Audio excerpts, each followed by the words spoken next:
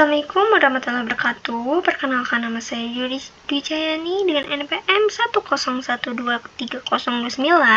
Pada kesempatan kali ini saya akan memaparkan materi, yaitu yang pertama ada struktur organisasi, yang kedua yaitu model organisasi, lalu yang ketiga yaitu teori struktur organisasi, yang keempat adalah proses dan prinsip desain struktur organisasi, yang terakhir ada rekruturisasi organisasi. Di dalam ini saya mengambil perusahaan Unilever Indonesia Tbk.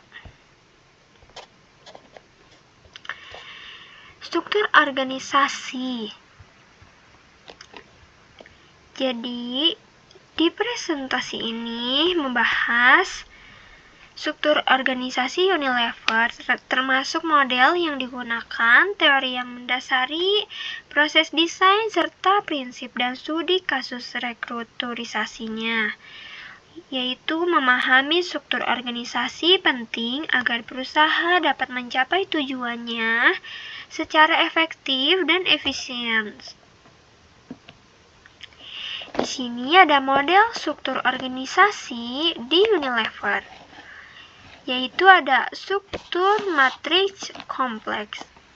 Unilever menggunakan struktur organisasi matriks yang menggunakan lini produk, fungsi, dan geografi dalam satu modelnya. Lalu operasi globalnya, yaitu struktur ini mendukung operasi Unilever di seluruh dunia, termasuk melalui struktur regional dan kategori produknya. Nah, lalu ada teori struktur organisasi. Yang pertama yaitu ada teori kontingensi, di mana struktur organisasi harus disesuaikan dengan lingkungan eksternal dan internal. Lalu ada teori sumber daya, bagaimana Unilever mengelola sumber dayanya melalui struktur untuk mencapai keunggulan kompetitif. Yang terakhir ada teori keagenan, di mana mengelola hubungan antar pemilik atau prinsipal dan manajemen agar kepentingan perusahaan tetap sejalan. Di sini ada proses desain struktur organisasi, yaitu ada kebutuhan bisnis, mengidentifikasi kebutuhan bisnis dan tujuan strategis Unilever. Lalu ada analisis lingkungan, mengevaluasi faktor internal dan eksternal yang mempengaruhi organisasinya. Lalu yang ketiga ada pengembangan opsi, menyusun berbagai alternatif struktur organisasi yang memungkinkan.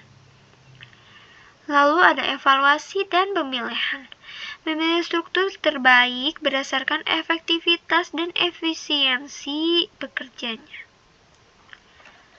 Lalu di sini ada prinsip desain struktur organisasi, yaitu ada spesialisasi, di mana pembagian tugas dan tanggung jawab untuk meningkatkan efisiensinya. Koordinasi, mekanisme untuk mengintegrasikan berbagai unit dalam organisasinya. Lalu ada sentralisasi atau desentralisasi. Sejauh mana keputusan diambil di pusat atau didistribusikan ke unit-unit di berbagai wilayahnya.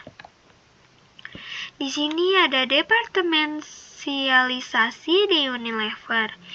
Unilever Indonesia Tbk menggunakan beberapa pendekatan dalam pengelompokan departemennya, yaitu yang pertama fungsional. Berdasarkan fungsional bisnis seperti pemasaran, keuangan, dan produksinya. Yang kedua ada produk. Berdasarkan kategori produk seperti makanan, produk rumah tangga, dan perawatan pribadi. Lalu ada geografis. Berdasarkan wilayah geografis, itu misalnya Eropa, Asia, ataupun Amerika. Nah, di sini ada rentang rentang kendali dan tingkat hierarki. Rentan kendalinya seberapa banyak karyawan yang berada di bawah satu manajer, seperti contoh-contoh ini. Tingkat hierarkinya adalah jumlah tingkat dalam organisasi yang mempengaruhi alur komunikasi dan pengambilan keputusan. Lalu ada rekruturisasi organisasi, yaitu ada pemicu. Pemicu tuh gimana sih faktor eksternal seperti perubahan pasar, regulasi, ataupun teknologi. Tujuannya yaitu menyesuaikan strategis bisnis agar tetap kompetitif. Lalu kinerjanya gimana sih? Rekruturisasi dilakukan untuk meningkatkan efisiensi dan daya saingnya. Di sini ada studi kasus rekruturisasi Unilever-nya. Contoh spesifik, kasus nyata di mana Unilever melakukan perubahan dalam struktur organisasinya. Langkah-langkahnya, tindakan yang diambil dalam proses rekruturisasi.